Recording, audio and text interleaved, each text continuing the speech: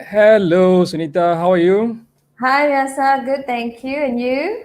I'm good. I'm good. Very good as good can be during this MCO. Oh, yeah. Tell me about it. I miss my nasi lemak and my teh tarik at my mama, really. How are you doing? That's the How's only the MCO place. treating you? It's pretty good in the sense that it has given me a lot of time to do the writing. And normally, when you are in isolation or in a restricted movements condition like this, you tend to have a lot of creative space. So I'm Right. making the best use of it. I'm catching up on my reading. I still get to do my exercises. Only thing I don't get to walk outside. So yeah, that's Yeah. where it is right now. So And you? if I know you well, I think that'd be quite difficult for you, right? To not go outside. Oh yeah, tell me about it. Yes, it is. Yes, it is. Yes, it is. I don't get to have breakfast with you, so yeah. Yeah, This yeah, is some yeah, of the yeah. stuff that we all enjoy and we miss in some way. Yes, yes, yes. Huh. Surprisingly, I'm quite an outgoing person. So, but surprisingly, I'm adapting quite well at home Okay. and enjoying the time and space with the kids and Hmm. wifey. And Hmm. uh, s- well, there's more time to do things like that, especially the things that need a little bit more research, a little bit more thinking, and all. Yes, that's correct. I mean, children's wishes have come true. They didn't want exams. They didn't want schoolwork. Now I think that burden has reduced. Uh, Mothers wanted to try new stuff, new cooking, new recipes. I think that's also coming true. Fathers wanted to just rest at home without having their weekends being taken away for going there and here. I think that's again another prayer answered in some way. We're actually living in a very sustainable environment and a sustainable lifestyle. I really think so. MCO is good in some ways, but of course my heart goes out to all those people who are out there who are in the front line, who have not probably had enough sleep, who are putting their lives at risk to save the lives of another. Again, here, thank you for those people. Really, hats off. Yeah. And also a lot of recently the DG has got some new awards internationally recognized, right, as one of the Hmm. top doctors out there in the whole world. Oh Uh, yes, oh yes, that's remarkable for Malaysia, I think, because of the kind of leadership that this yeah, person has demonstrated and really stepped up to the game. yeah, he did, he Yeah, did. yeah, yeah. Okay, so friends here, just want to say hello. We have Sunita Devi Hello. here, right? Just drop by, say hello, and just let her know that you're around. She's here. She's an old friend. She's been doing this work for a very long time. She's been working with public listed companies and all. Later, I'll just read out a little bit about her. Just drop by, say hello, and also as usual, we have the past episodes recorded. You can see in the comments section below the YouTube for the past episodes, and also if you want to keep getting notices, do subscribe to the YouTube channel. All right. Okay, let me just share a little bit about Sunita. Okay. Uh, t- t- so today we are here actually to talk about sustainability 101, right? Sustainability under the requirements of Bursa, the listing requirements of Bursa Malaysia, is a mandatory requirement to prepare a sustainability report, or it's better known as a sustainability statement, right? But Correct. not many companies are totally aware or understand the full importance of sustainability in their organization. So, what is sustainability? I mean, of course, we know a little bit here and there. I think I know, but why is it such a big requirement for Bursa, right? Right. So, what is sustainability? How can organizations use it to run their company in a better manner, right? So, don't Right. forget to drop your questions here early so that Sunita can explain or answer your questions early on, right? And a little bit about Sunita Devi. She's a certified sustainability reporting specialist. Ooh, sounds very technical, right? She has worked with public listed companies like YTL Corporation, Malaysia Airports, Sunway Medical, Ais Langor, MK Land. Some of our Hmm. notable clients. Okay, of course, today we want to hear a lot about what is sustainability, the listing requirements in Bursa, why this sustainability is needed and all, right? So over to you, Sunita. Can you just explain to us what is sustainability, what is all about for the lay people like us at first? Okay.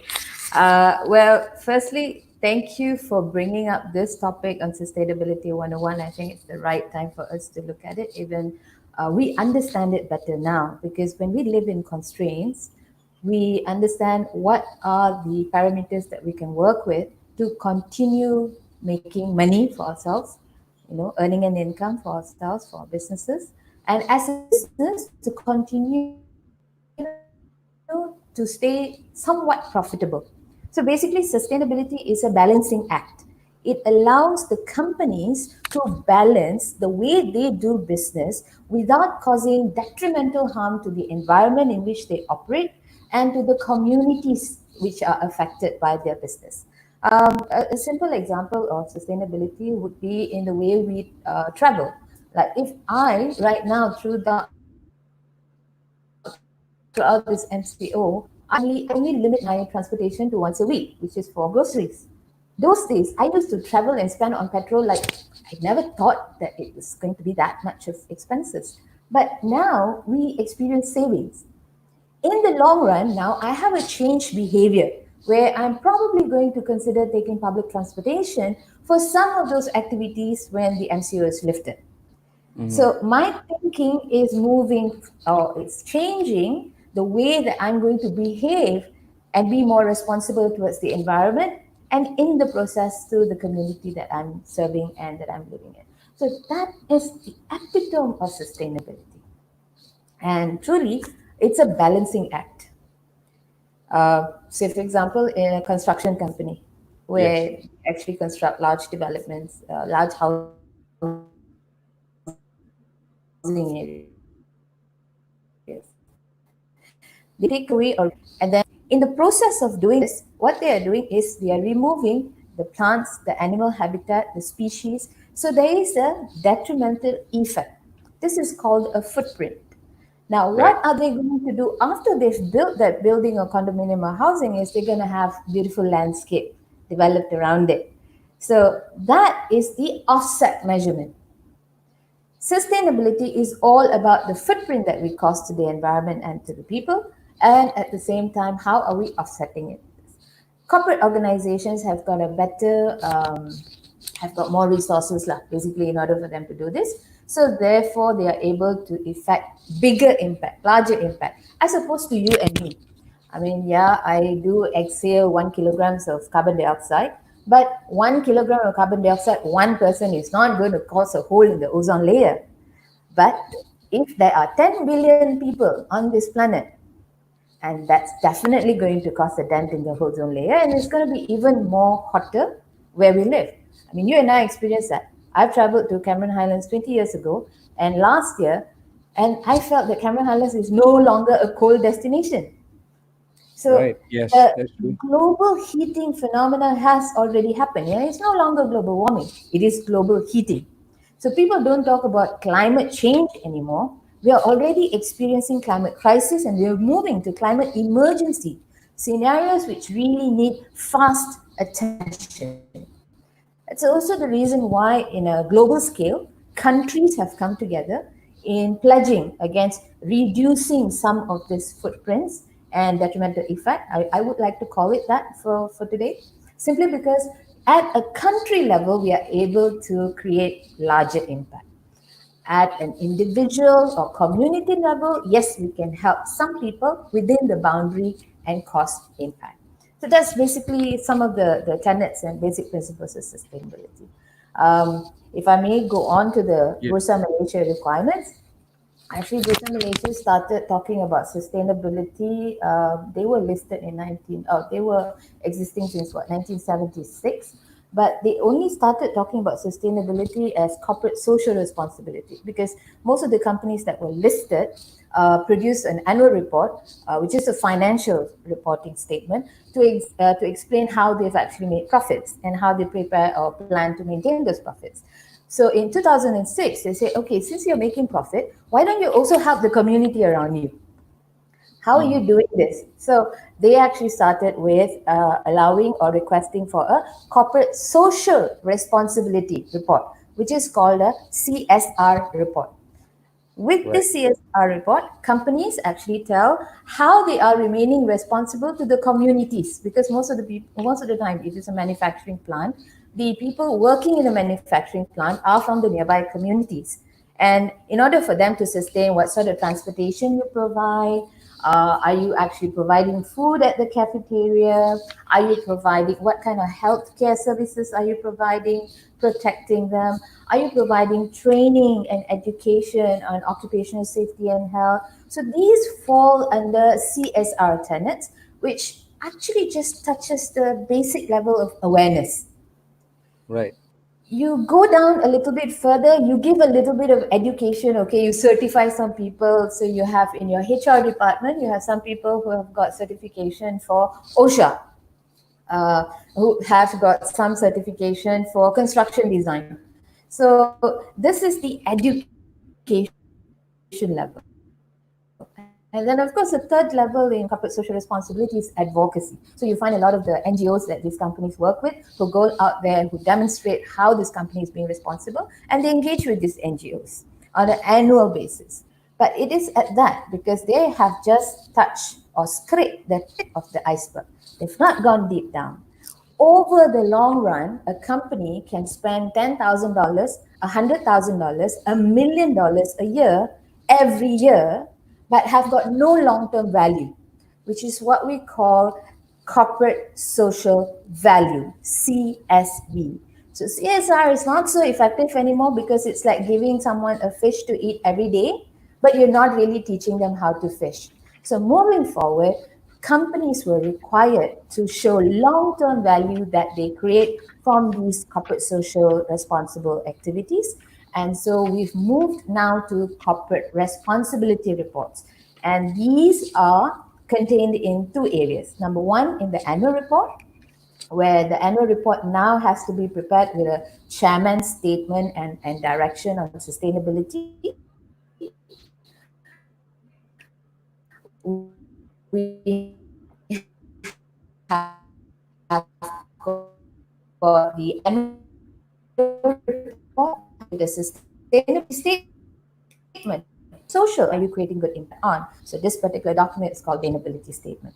Of course, the gradual advancement to sustainability statement is also in a full-fledged sustainability report. So you have got a report that just talks about how the organization is now looking at sustainability, prioritizing sustainability, investing in sustainability of the organization, and at the same time, if the companies are a little have got a lot more resources, they would then look into a sustainability report comprehensive. So core is just how the management is guiding the company and its business in managing sustainable business. And sustainability reporting comprehensive is an organization that looks at all the standards under economic, environment, social, and say, I'm doing good here, I'm doing good here, I'm doing good here, I'm doing good here. So they are saying they're doing good, or they're trying their very best to invest on all the tenets of sustainability so that they can continue operating. And that is where it is now as far as Bursa Malaysia requirements are concerned. They are currently also advising most of the public listed company board of directors to shed a little bit more guidance. Well, I can't say that there's not been enough guidance. There has been, because you see, predominantly most of the businesses out of the 772 public listed companies under the main market, almost 60% are family-owned businesses. That's right. Family-owned businesses, there is already a set way of doing business, and they know what kind of business they want to do. In doing so, they have to guide their senior management. See, C-suite is one thing, board of directors is one thing. It's they have to guide the senior management on how to operationalize sustainability goals that they have in their mind so that they can continue their legacy. How to operationalize those goals through their implementations, targets, KPIs, performance management, through their certifications, through their ISOs, So a lot of these implementation factors that senior management has to execute and break down is where board of directors play a very, very important role.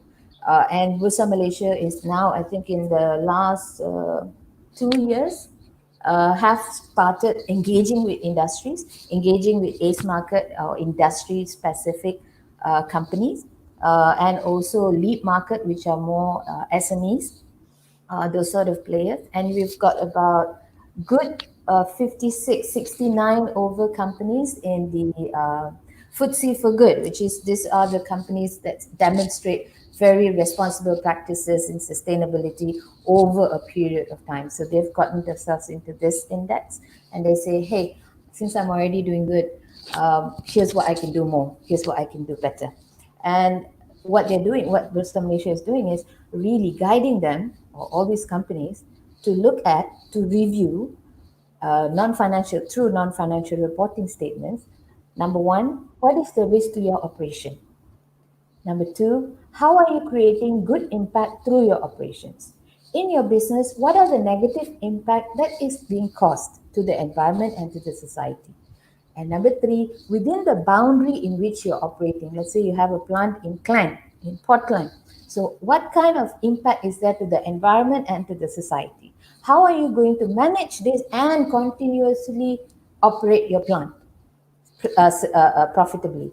And of course, and number four, in the course that you find an adverse impact, what are you doing to improve that? What kind of opportunities for collaboration, for networking, for technology, by employing technology, that you are improving the way you do business now to be more responsible? So Right. that really encompasses everything that Bursa is trying to do over the last 3 years, very actively, for public listed companies. Great, great.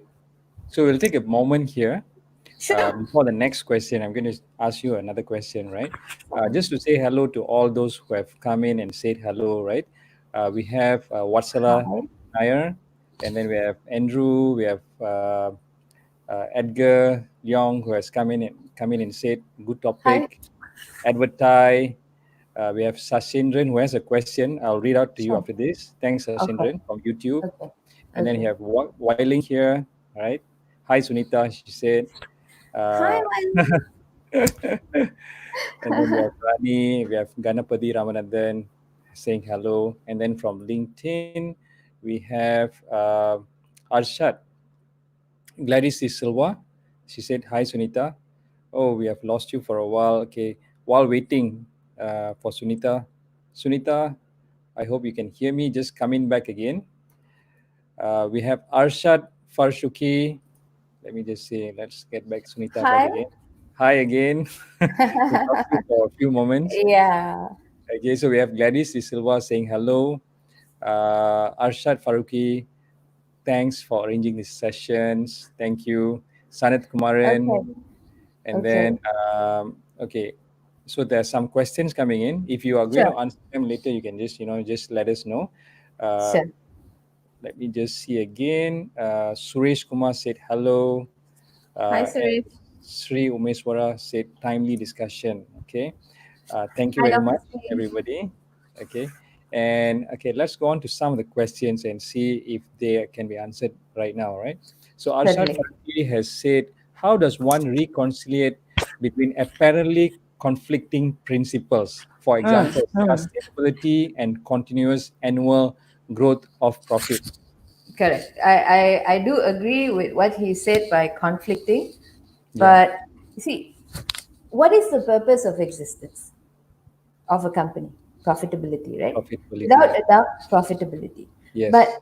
right now, companies are made responsible and for how they have been starting to make profits, and how they're going to continue making profits in a responsible manner.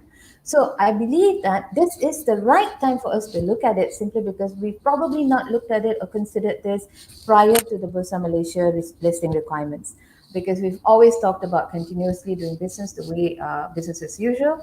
But now it's right time to look at, hey, what if there is a water shortage? Now I can give you a very good example of one of the clients that we've worked with. Yeah. This particular organization is a water management company in one particular state, which is the most prosperous state in this country. And one of the bigger issues that they have in water management is managing the revenue that is lost from supplying water. Right. So they call this non-revenue water. Okay. There's no income. You know why? Because some of the buildings which has got these water meter devices, they have not been maintained well.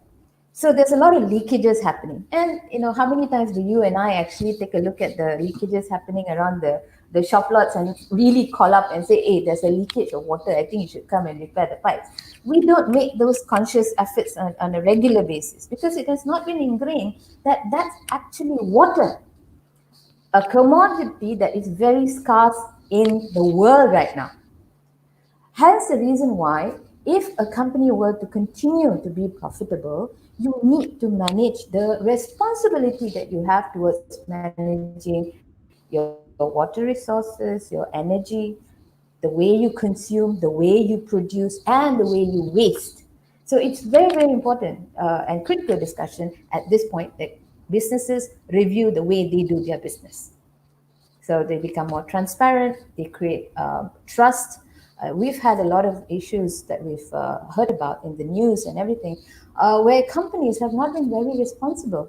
For example, in the garment industry, where communities have not been paid a salary. I think you've also recently read in the news where workers from the garment industry in Bangladesh, who at one point had a lot of businesses coming from large brands, famous brands, now have got no work because of this lockdown scenario, right? Mm. So they lose, and these are issues which companies need to pre-plan, Right. right? And we are doing this very well. There is an NGO here in Malaysia that designs clothes and materials. Now Right. they have a center. They operate from a center with a couple of seamstresses. Now these seamstresses cannot travel because of the NCO. And you know what the NGO did? The NGO took the sewing machine and put it in the house of the seamstress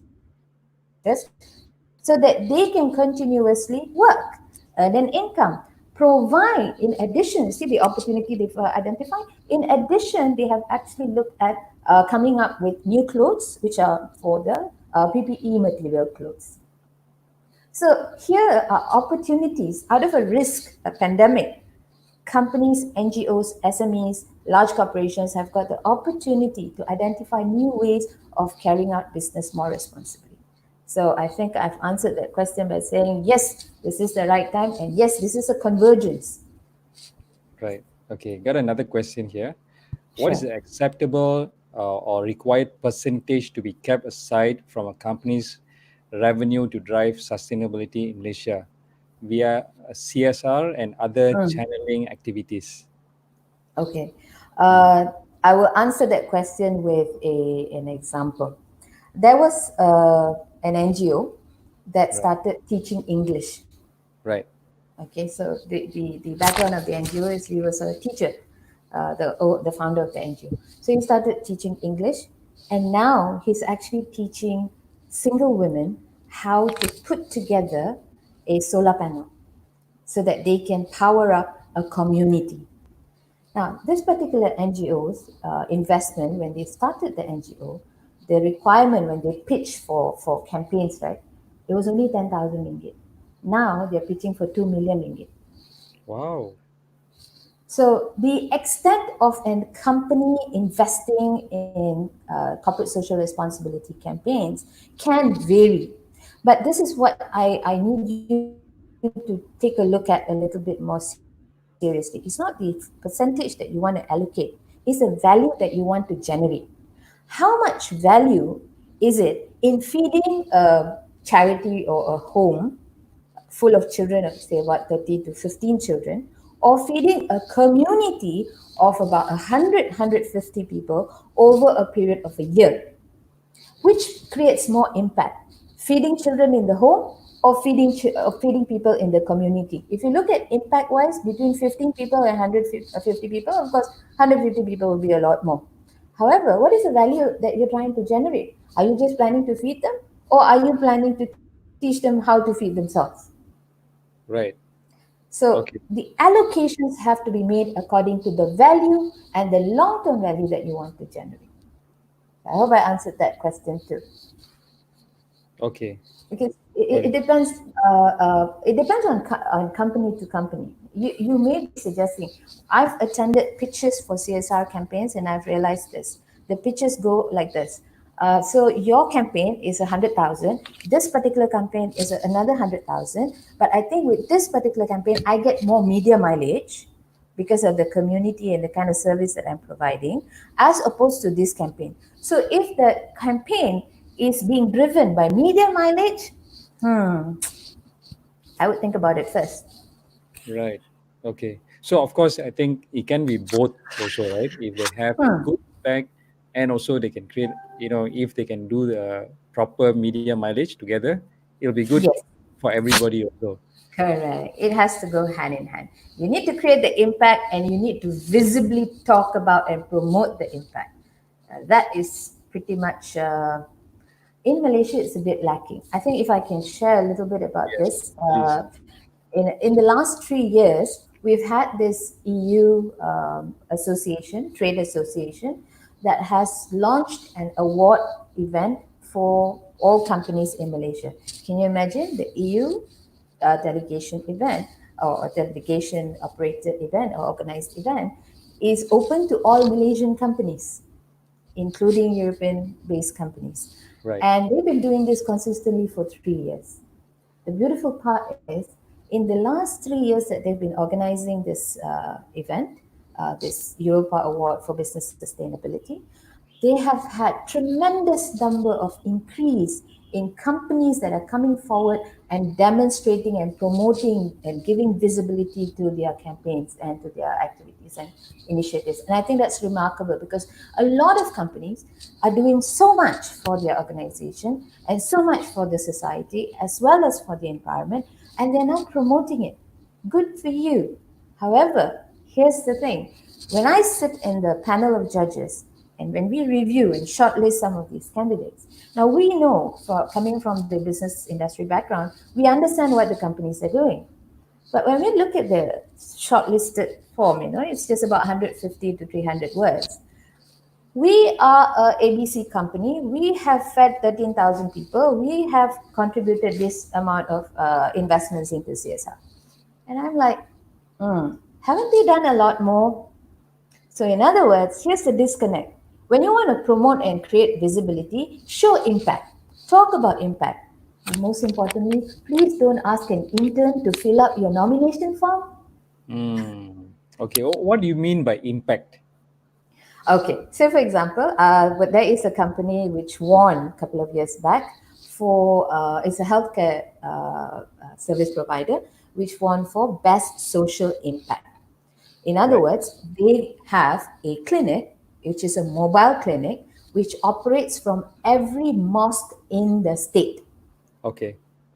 All right. And they are not limited because they are a company which has acquired medical centers around Malaysia. So they are operating everywhere and they cover state to state every week the communities that need dialysis, that need health screening. So really what they're doing is they are a health organizer, a healthcare company. They are going to the population, screening, testing, and treating some of those really, really hardcore ailments such as diabetes, kidney failures, and detecting it at an early stage.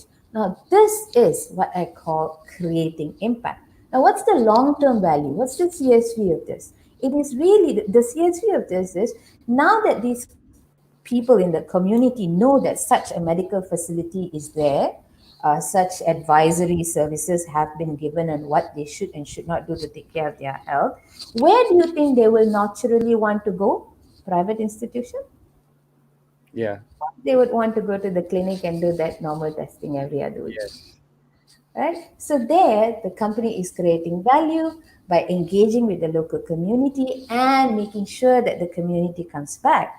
Now, it's not just the community at one generation. You're looking at the children, the father, the grandfather, the fourth generation, and the entire family in that community. And you and I know very well, we are in a family where we are some people are very brand conscious. Hey, which Right. hospital or which clinic do you have, a insurance policy for, or even a service loyalty program for? So it becomes a family thing. When it becomes a family thing, it's a long-term sustainable. Right. Interesting. Interesting. Okay. Roslan from LinkedIn, Roslan Yaakob said hi. Firdaus Hi, Izam said Roshan. hi. And then Hi. Raymond Victor said good information. Okay. Oh, hi, Uh, Raymond. Raymond, right? And from Facebook, Rosalind said hello. And Hi, Rosalind. Sashindran Satkuna is also known as Sashi. You got this. Okay. So, Okay. all right. So I just talking about that just now, right? I remember a long time ago when we were Mm-hmm. young, the Mm-hmm. Milo vans, the Milo trucks used to come to schools and all and give free Milo, right? And Correct. today Right. it's a drink that everybody remembers. And, Mm. it's just a brand that, to be healthy, you're supposed to drink Milo, right? Mm. It's already like Mm. sort of ingrained already, but I suppose it started off from the CSR originally, right? That's correct. That's pretty much correct. Because you see, some organizations do this where they employ or engage brand marketing to Right. continue sustaining the business and their profitability. Right now, a lot of organizations, we've worked with organizations such as a financial institution that has parked sustainability division under marketing and not under corporate communications. Simply because Mm-hmm. they want to understand, because as a financial institution, you're lending money to SMEs and to Right. general public, and you want to be able to understand what sort of money, amount of money, what sort of business, what sort of challenges that you need funding for. So therefore, they've actually parked it under marketing. And I think that's a brilliant strategy in this financial institution. Some of the other financial institutions, the number four and the number five in the ranking of financial institutions in this country, are moving in the same direction, where they are looking at parking sustainability divisions away from the usual corporate communications or PR division, and actually parking them under branding, marketing. I've even heard of a company which has actually parked it under risk.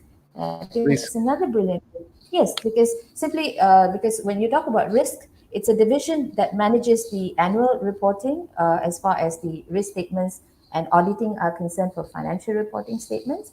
And now that you're dealing with sustainability, which is basically a report which is a non-financial report, it's brilliant to actually park sustainability under risk. So any audited report findings that you receive, you are then able to screen them over how does it affect the environment, how does it affect the society, and how can I continuously operate as a business and operate profitably as a business.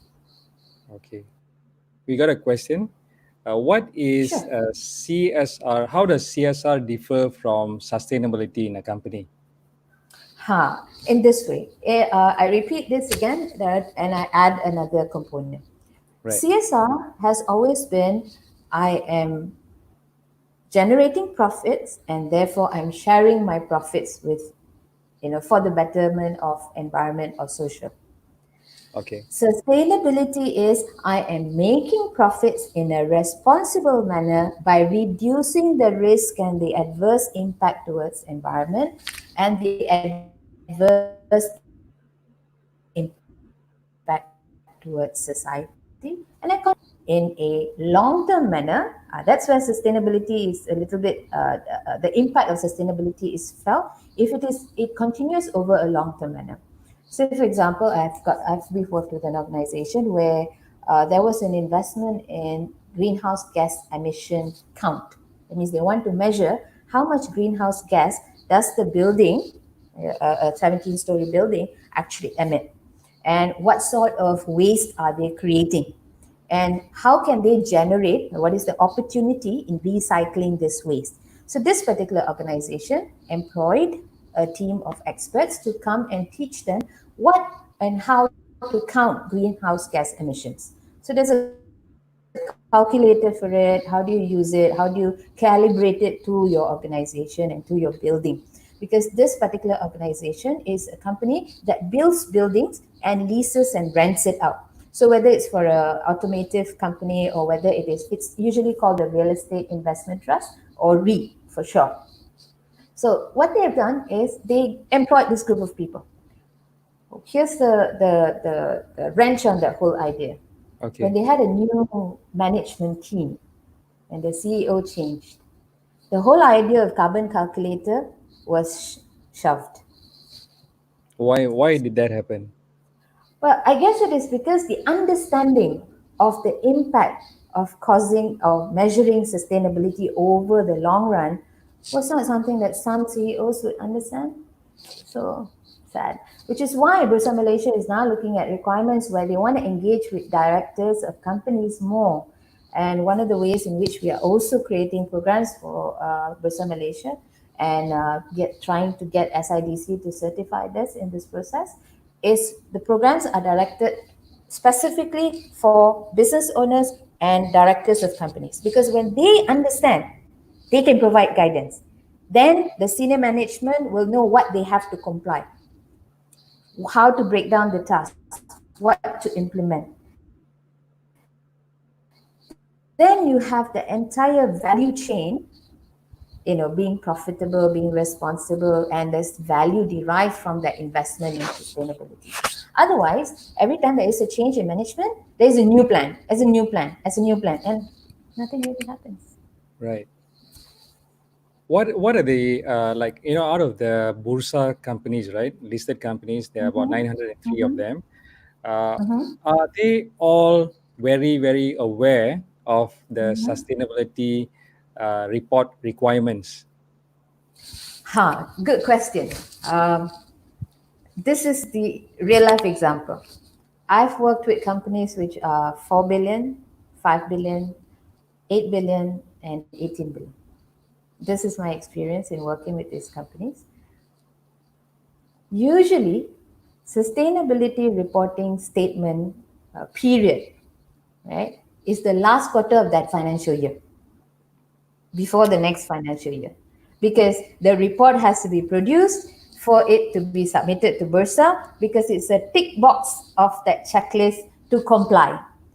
And that's why Bursa now has transitioned to don't just comply, comprehend, apply, and report and explain. So it is the corporate, it's actually an acronym called CARE under the Malaysian Code of Corporate Governance, where board of directors need to step up action to demonstrate care. So comprehend, apply, report, and explain why you have not done what you should do to be more sustainable.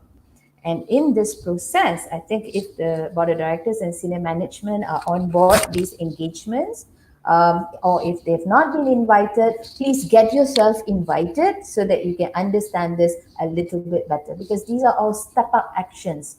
And there are a lot out of the 903 companies that you mentioned just now, almost 60% of them are reporting, but they're still in that old mindset of reporting as CSR. And this is Okay. because over the years, they have not developed or progressed in their sustainability for two reasons. Number one, today I want to be sustainable. What should I do? Okay, I should save water. I should reduce my energy, fossil fuel dependency. I should reduce the cost of, say, for example, my products and materials coming from overseas, because the cost of transporting that good is very high. So when I want to reduce this, what is the target? So this year, if I want to reduce carbon dioxide or emissions of greenhouse gases, what is my target? Often I read company reports, I don't find the target. I only know what they're going to do or what they've done in the previous year. We have collected 10,000 kilograms of waste. Okay. How Mhm. many of those are recyclable? I don't know. I'm not sure. When we talk about this, when we actually go into a sustainability audit and we ask these questions, we provide a gap of the report, and we go through this information and we say, okay, you have saved 10,000, or you've actually collected 10,000 kilograms of waste. What did you do to recycle them?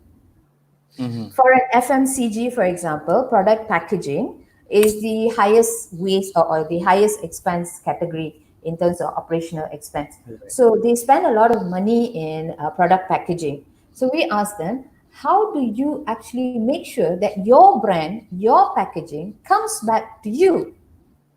You know, say for example, the Tetra Pak, the Milo that you Yes. mentioned just Yes. now. Okay, Yeah. we used to get it in that little Tetra Pak packets. Yes.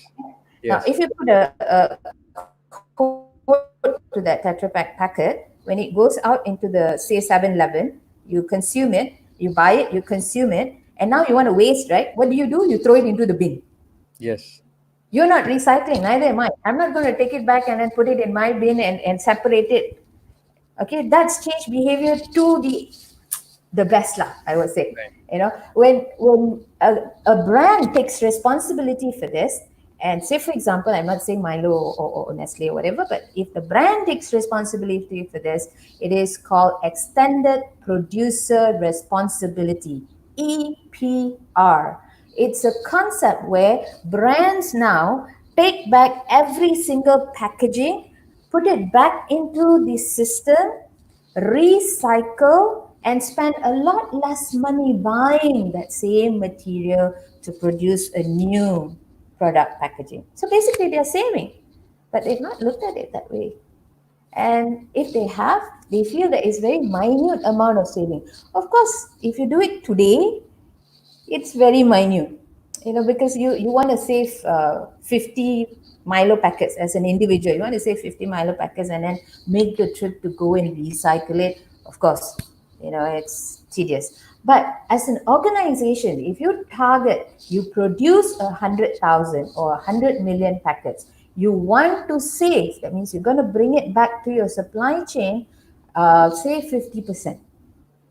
That's a huge number. And out of the 50%, you are able to put it back into producing the packaging all over again, say another 20%. That means you're actually saving 20% of the cost that you're going to spend in getting that material from outside. So this cost saving concept has to be ingrained into senior management so that they operate more responsibly, more sustainably. So what's the benefit? If let's say the company is doing all of this, right? In Mhm. terms of requirements, do they benefit?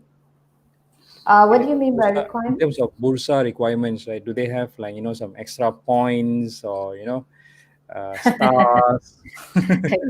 See, Yeah. Bursa Malaysia is a regulatory agency. Right. It regulates the way you do business. It's not going to reward you. Okay. The reward is your part, but it will, when you are regulated, you keep your license to operate. You get to keep your license to operate. You get to continue operating in a profitable way. So it is telling you how to reduce your risk, how to collaborate with the right stakeholders, NGOs, SMEs, in order for you to maintain your business sustainably. It tells you how to employ technology to monitor how sustainable you are. It also tells you what sort of transparency and access to funding that you will have from investors who want to invest in your business because you are a responsible business. So Mm. that is what the role of a regulator is to help you, to guide you, to provide you the moral compass. So they did that in the sustainability reporting guideline. If I may say, the first one was very basic: risk, opportunity, impact, those sort of component content. The second one was a little bit more elaborate to tell companies why you should do it. You should do it because you want to attract investments. I mean, ideally, if you want to make money, you need money, right? So Right. where's the money going to come from? It's going to come from investors. How are these investors going to come and look at you when you are not demonstrating or not being transparent about the way that you are operating your business responsibly? If you're feeding 100,000 people today and you're teaching them how to feed themselves, you put that in your sustainability report, your sustainability statement, your chairman's statement, demonstrating how sustainable you are as an organization and how you're creating value over the long run. You are then being transparent and responsible, and you're demonstrating it to your investors. Right. You're gaining the trust of investors. You don't just say, I know how to make money. You just invest lah. We'll see how. It's no longer that. So investors actually take this quite seriously. Oh Corporate. yes, there are trillions and trillions of value or assets or capitalization out there in the market. But in order for you to attract these investors, you need to be on that benchmark. You need to have a report card. So if you don't even have a report card, or if you can't even do your assignment, how are you going to get your marks on your report card? Your assignment is your sustainability report. Every year you have to produce one. Once you produce it, you then show, okay, this is how good I am, this is what I've done. Second is you need to benchmark that. That means you need to go out to the international level standards, standards that are generally accepted everywhere around the world. And then you see where you rank. So you've got ratings and rankings. You put yourself up there in that ranking. There are many types of investor-led benchmarks that are available. I can give you names, but if I'm going to talk to you about it now, we're going to probably have to extend another 1 hour or so. But I can give you names, and each of these benchmarks differ by industry. So if you're say, for example, a main market lister or an ACE market lister, a listed issuer in the ACE market would have specific benchmarks. If you're in construction, you would probably want to benchmark against GRESB. If you're in banking, healthcare, you probably want to benchmark against SB. If you're in airports and different types of businesses, large scale businesses, and you're a conglomerate, you probably want to benchmark against climate change and CDP and TCFD. I'm just giving you the common names so that it rings a bell. Details of it. What benchmarking really is they have a set of questionnaire. You need to fill up those questionnaire and demonstrate impact in all those activities that you have been embarking on sustainably. So that's typically what benchmarking is. Sadly, companies in Malaysia, when they talk about benchmarking against international standard, the closest they come to is probably putting the logo on their report. You mean the standards in terms of the standards, right? Some of it. If you go through, I've been through enough reports. I review close to about 100 over reports in a year for all markets, whether Asian or European markets as well. And one of the very key stark difference that I noticed between Malaysian companies and overseas is we are very good at putting logos there and say, okay, yeah, I'm adapting this, but we don't tell them exactly what targets you met last year and how you invested to achieve those targets. Right. We don't tell them exactly why those targets were not achieved. We say we've collected 30,000 straws last year. Right. Okay, so what is your target for this year? We continue to do good business or responsible business. We are responsible to the environment. That's as far as it goes. They don't go beyond that. Say, for example, we are ranked number 30 on the CDP benchmark. Okay. So 30 on the CDP benchmark means you are at the top among the rest of the companies, demonstrating very in-depth measurements, and there's implementations across the organization, across the boundary for a multinational organization, where emissions have been taken into account all the way right up to their janitor level. So even the janitor of the organization must understand the impact of the emissions throughout his job process. Now, very few companies have actually come to that level in the 300 over reports that I've reviewed so far. Right. So you were saying about a CDP, right? Yes. Climate disclosure protocol. You see, emissions, how much emissions you create. Typically, emissions is one of the major factors of sustainability and climate change and all these global heating scenarios. So CDP gives you a set of guidelines, questions that you need to go through and say, okay, how are you reducing the emissions across your supply chain? Say, for example, I am a manufacturer. I now am I'm actually bringing in my materials from China because China is cheap. But in the process of flying my material from China or transporting by sea the material from China to my Potlang manufacturing plant, how much emission am I causing? In the process of going for meetings across to Bali or to Lombok or wherever, how much emission is my employee, my C-suite, my directors causing? That sort of measurements have to be taken into account because these are the questions in the CDP guidelines or the CDP questionnaire. So That these are is some of the examples. the CDP. Is it a global one or is it a Malaysian Yes, one? yes, it is accepted. It's a benchmark that's very popular, and it's a benchmark used even by investors. Right. So investors want to know which are the companies on the CDP benchmark. Hmm. So So it I want actually, to invest in them. okay. So similarly with TCFD, again here that's also another initiative, and they want to know how many of those companies are under TCFD. How many of Malaysian companies? And now CDP, a few of the Malaysian companies have actually come on board. Now Hmm. this is a good thing, but here's the hindsight of it. They don't update the data.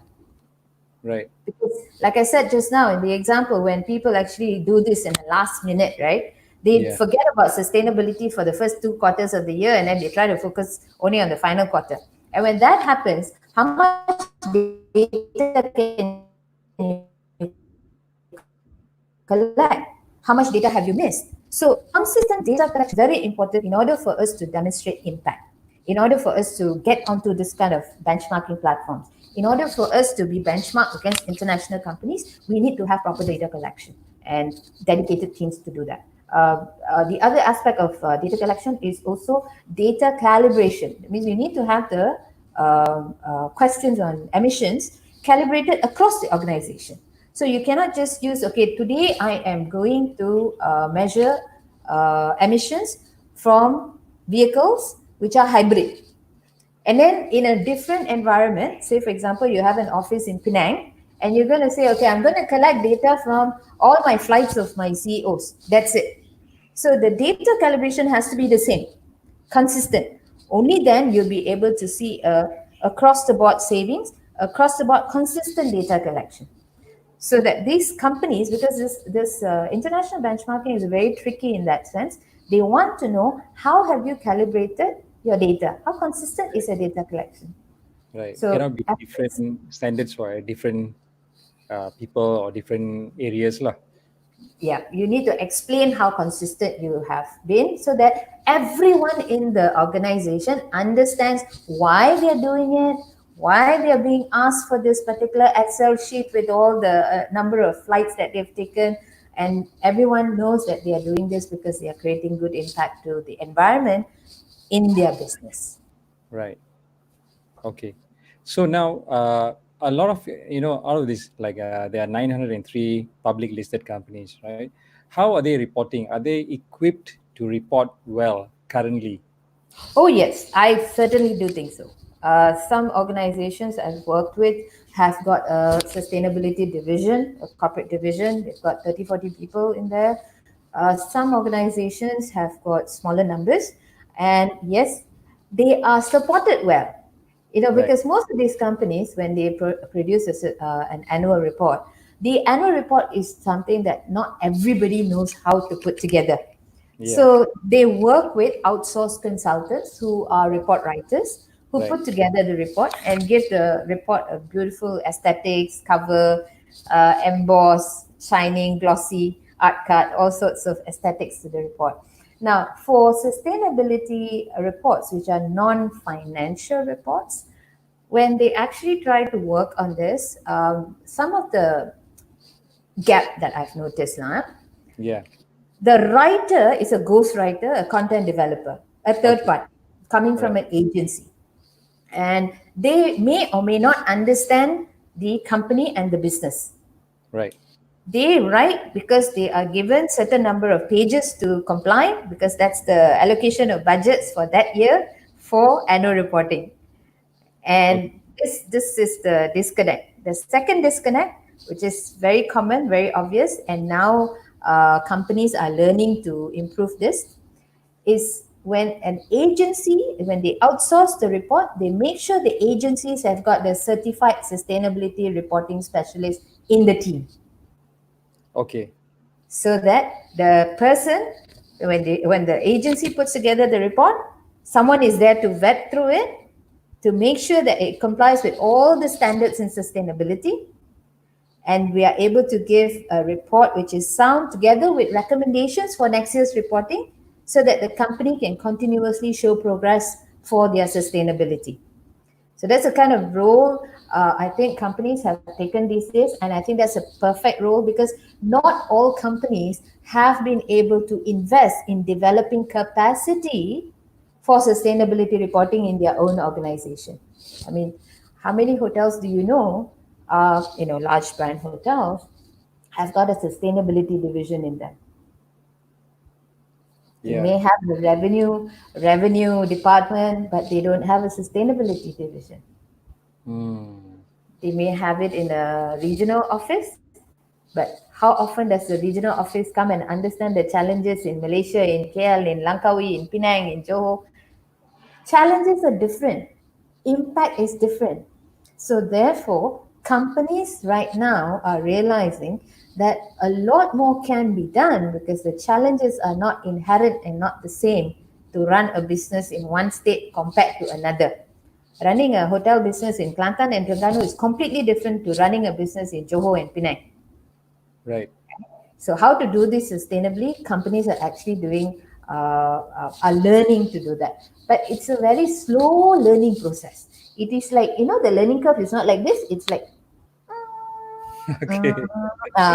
it's, Okay. Okay. it's Okay. So going it's in that moving direction. around slowly, lah. Very slow, very slow. Honestly, I wish there's a little bit more speed picked up there. So what are some of the examples of let's say the different sectors in the Bursa, right? Let's say Mm, construction. mm, How would a construction company do well or better in mm. sustainability? Okay, I'm really glad that you brought that up because I can share a lot of examples. I'm just going to give the easier framework to look at. Okay, Right. when you talk about sustainability and you want to talk about your business and identify how your business is affected and how you can continuously do business by managing all the risk and adversities to your business, you have to do three things. Number Mm. one, you have to look at addressing what are the impact that you have to the environment, to the social, and to the economic aspects for your business. That's Okay. number one. Okay, Okay. so you need to just review. So, how you review is you go through the standards that are involved. Which of these standards are actually affecting my business?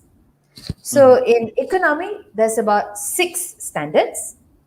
All right, there's going to be a new one in 2021, so you're going to have to get ready for that. It is called the new tax guideline. So New in tax. 2020, new tax guideline, correct. Okay. So in 2022, when you actually write your annual report, you're going to have to include information about where and how have you complied with your taxes. Not paid, how have you complied? How have you made sure that those tax exemptions have been maximized and leveraged upon? So Mm. moving forward, so there's going to be about 7 standards under economics. For social, there are about 19 standards. So 19 different areas under social. And for environment, there are 8. So 8 different standards. All you need to do is go through these standards and tick, do I have impact, positive or negative? Tick, tick, tick, tick, tick based on your business. That's Right. number one. That is calling reviewing your business according to the sustainability standards. Number two, which is the most important, is understand how your business affects a larger stakeholder, or rather, the more direct stakeholders. Say, for example, if today I'm operating as a construction company, who are my key stakeholders? My suppliers, my Yeah. employees, my Yes. contract worker suppliers, my material suppliers. So supply chain is one of the key impact for construction business. Now, if this is my major stakeholder, I need to understand what is the concern that this stakeholder will have in order for them to continuously work with me. So as a supplier, what do they want? They want proper payment. So, as a construction company, see, construction business is not easy. You Yeah. construct today, you may receive the money later because these are staggered payment scenarios. So, Correct. who is your key stakeholder that you need to engage with in order for you to be more responsible towards your supply chain? Your lenders, your bankers. So, you need to understand who your bankers are, what kind of services they provide, what sort of liquidity, credit liquidity that they provide. How are you managing your risk so that you can demonstrate to your bankers that you are a very responsible company? So these are the kind of engagements that you need to have as a construction company. Right. Now, when I talk about stakeholders, now I go into the macro picture. Right. Now, how are you creating impact to the economy of this country as a Mm. construction company? Are you over a lot of companies, construction companies have looked at segmentizing every product that they construct, from housing, affordable housing, to green housing projects, to luxury businesses or luxury condos and luxury studios. Now you're looking at accommodation for single people. So your component of your segment is being broken down based on the macro perspective of what the population is and what it needs, so that you can continuously be the number one construction company who's coming up with fantastic, who's receiving fantastic awards and rewards because you have completed and sold properties every time the minute you launch. Right. You know, so in order for you to do these, so these are the three things. Number one is you need to understand how in a micro level your business is currently operating. Number two, engage with the direct stakeholders who are responsible to ensure that you continue your business responsibly and profitably. And three, look at the whole population demand, right? Your macro perspective. Now, when you do this, what you're actually doing is you're building a sustainable business and you are developing sustainably. So basically, as a construction company, you are sustainably developing your business, right? And if you're able to do this, it all it requires is one, two, three, four, five questionnaire sheets. I mean, that's how we simplify things when we work with clients. Five questionnaire sheets. That means one is three is a tick form. Another one is for the senior management to answer how they're actually doing it, who are their direct stakeholders, what are the adverse impact. And three is we talk to the C-suite people and we say, okay, C-suite, now what is your direction for your construction business? Where are you moving forward? Okay, I want to move into developing land in Perak. Okay, so how do you create, what sort of projects do you want to do in Perak? So we try to understand, we try to have dialogues which creates that thinking process, which helps them to think through what they're doing, whether it's really helpful for the right segment, for the right market. Can they really make money out of this? Right. Right. So these are the three basic tenets. Because there are other areas such as whether as a sustainable development, as a sustainably developing organization, are you meeting the UN Sustainable Development Goals? So that's the bigger picture. And often international goals are something that people would just say, international goals are, I'm involved. Oh, okay. So usually when we talk to C-suite, we explain to them, hey, the UN SDG, like it or not, our country, we've also pledged, we've also signed to say that we're going to show good progress. And now in 2020, we've come to the decade of action. So we need to accelerate action towards sustainable development goals. You, in your report, most of the construction companies in this country have already stated that they are adapting to sustainable development goals. Now we just show them which are the sustainable development goals that you are actually creating good impact in over, and that you've created good impact in the last financial year and in this financial year, and moving forward, how should you progress to the next financial year? So we'll just show them those checklists. So that's why there's that five checklists that we go through with them. Sounds pretty complicated. Does it take? Well, 2 days of work, 2 days training. So when you do reporting, right? When you actually Yeah. do consulting with companies and all, Mm-hmm. does it take a long time to come up with a whole report and all? What we do is we help them to, we work with them, we work with the C-suite first, because that's the level that you need to get on board to understanding why we're doing this, why they need to do this, right? Okay. Like I said just now, Bursa Malaysia's guideline, Malaysian Code of Corporate Governance guidelines expects you to care and to manage step-up actions. So therefore, you need to demonstrate, comprehend, apply, report, and explain. So in the process of doing so, when the board of directors understand the purpose, often they do, but it becomes a little bit stuck at the middle management level because they've just got too many KPIs to manage and not sure which to prioritize. Right. So if the board of directors set the priority, okay, this year we're going to create more impact on SDG, say 11, right? Sustainable communities. So we're going to create sustainable communities through our project in Perak, right? And we're going to help the community to become more responsible, to become more sustainable. And how are we going to do this? So we're going to talk about environment. We're going to focus on some investment in the area of environment. We're going to focus on some areas in training and education for the societies in Perak, so that they can then continuously work with us in that community. So once the direction is set, then the implementation comes under senior management level. And senior management level is the easiest group to handle.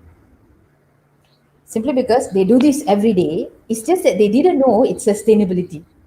Right. They're already doing sustainable items already. Correct. They're already abiding by some of those standards anyway, the economic six and all that I mentioned just now. They're already doing it. It's just that they didn't know that they're complying. Right.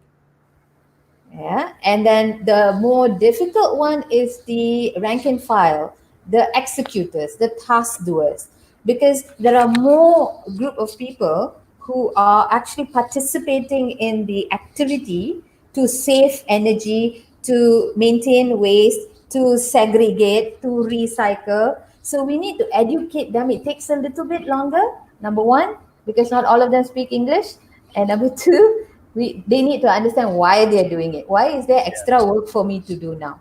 Right. So talking to C-suite takes about a day, half a day. In fact, it was made possible at one time. To the middle management level, about 1 or 2 days. But to continuously engage and ensure that rank and file continue to demonstrate that change behavior. So, for example, now if I have a cleaner, for example, okay, he discards waste and he has to recycle it, right? So he needs to know why he's doing that recycling, what kind of benefit that is to the organization. So to explain it to him in the way that he understands, we normally conduct on-job trainings so that they see the benefit of what they're doing and Right. the value to the economy, to the society, to the environment. And they feel good. When they feel good, they continuously do it. And when they continuously do it, the company will prosper because everything is aligned. And right now, that alignment is what we're working on. Got it. Got it. Okay, Sunita, we are coming to the end of the show. I think Oh, we have wow. given Okay. a lot of details, tips, and all. Wow, thank God I'm not in a listed company category. There's so much of work there and a Yeah, lot of actually, I, technicalities involved. yes, Um, yes. so, do you have anything to say before we finish the show to the Oh, audience? yeah, I do. I would like to say thank you to all who have tuned in, number one. Number two, I hope this has opened your eyes to how to approach sustainability. Don't think that sustainability is just, recycling and planting trees. It's about how you invest and how you derive the best value out of your investments. And if that investment is towards the environment or social, uh, it actually definitely, not actually, definitely would derive profitability at the end of the day. If you're sustainable. If you're not sustainable, then you're going to have to deal with another different case altogether. So make sure that you get your sustainability information and understanding correct so that you can align your processes, your knowledge, so that you can align your processes and deliver the goals that your company needs. Because if you don't know your company, you're going to actually contribute to the losses. If you know, you're going to actually help your company to make more gains and to also make profits and continue to make profits. So I'm always for profitability. So Good luck. Okay, so some last few people who have just said some words to you, Reka, Madhavan, Hey, Sivakumar, Madhvan. okay, and then Ram Kumar Menon. All right, they all enjoyed your talk today, and I think Okay. it's enlightened me a lot on all the Okay. different aspects of sustainability. Just because have said, she said, "Wow, good to see you, your colleague from AEU." Mentioned Yeah, your I name, remember. right? I remember. Yeah, she works in a So, very good environment. and let me just see, Gayatri. Thanks for the amazing sharing from Gayatri. Thank you, Gayatri. So, thank you, Gayatri. And Sunita, thank you so much for being here. I think it's not an easy thing. This thing that you're doing, right? Definitely, it involves a lot of technical aspects, research, and also a lot of communication. All the throughout all the levels. Uh, Let me see. Walid Abdullah said second degree connection, second digital service director at XFAS. Thank you for sharing this information. You're very Okay, welcome, Wale. You're very welcome. Actually, right. digital services is excellent. You guys are the enablers for sustainability, if you ask me. Okay, so Sunita, thank you so much for Thank you, sharing Lisa. all the info. It was, really like it's good stuff, good stuff. And let me just share with everyone here. If you want to reach out to Sunita, you can always reach her through LinkedIn and Facebook under Sunita Devi, right? So you know her picture, how she looks like right now. So you can look up. Or otherwise, you can always get in touch with me, and I'll connect you with her. All right. And this is a recorded session, okay, for everyone.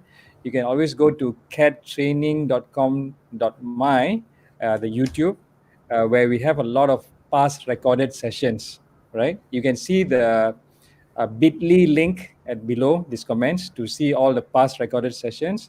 And of course, I invite you to subscribe into the YouTube channel so that you get the latest uh, uh, interviews, okay, live. All right, again, Sunita, thank you so much. Thank you. Thank you. And we'll see you again. Sunita, just stay back after this interview, right?